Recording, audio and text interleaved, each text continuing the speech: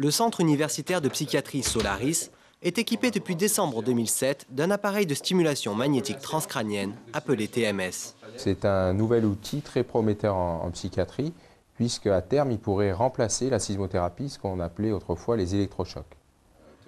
Déjà utilisé depuis quelques années en neurologie, dans le traitement des mouvements anormaux, de la douleur et des acouphènes, la TMS permet aujourd'hui de traiter des pathologies psychiatriques.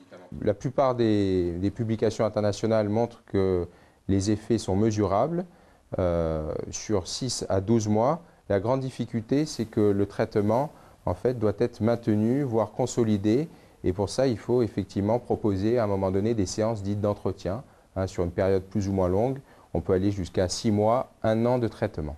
Il y a quelques effets secondaires qui sont minimes. C'est avant tout des effets liés à la bobine, puisque la bobine peut faire du bruit, donc peut effectivement gêner le confort du patient. Donc à ce moment-là, on propose tout simplement des bouchons pour diminuer l'intensité du bruit. Et puis une sensation de chaleur qui peut être désagréable, mais qui est très transitoire.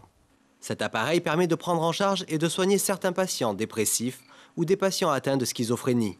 Donc l'appareil de TMS est composé de 2 parties. D'abord, une unité centrale avec un moniteur intégré où on peut rentrer tous les paramètres des protocoles de stimulation et une bobine de stimulation à partir de laquelle on va impulser une onde magnétique sur le crâne du sujet. Donc la bobine, on peut la placer à différents niveaux sur le crâne, soit au niveau de la partie antérieure gauche, ça c'est plutôt dans la dépression, soit au niveau de la partie inférieure gauche du crâne, et ça c'est plutôt dans les schizophrénies.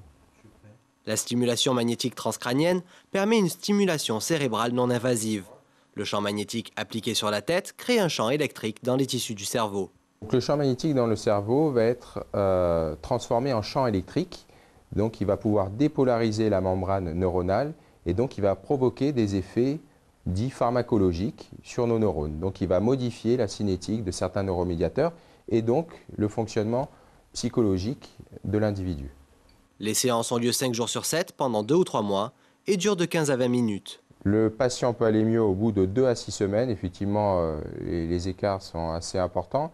Tout dépend de l'intensité de la dépression, par exemple, de la réponse de l'individu qui peut varier en fonction de beaucoup de paramètres.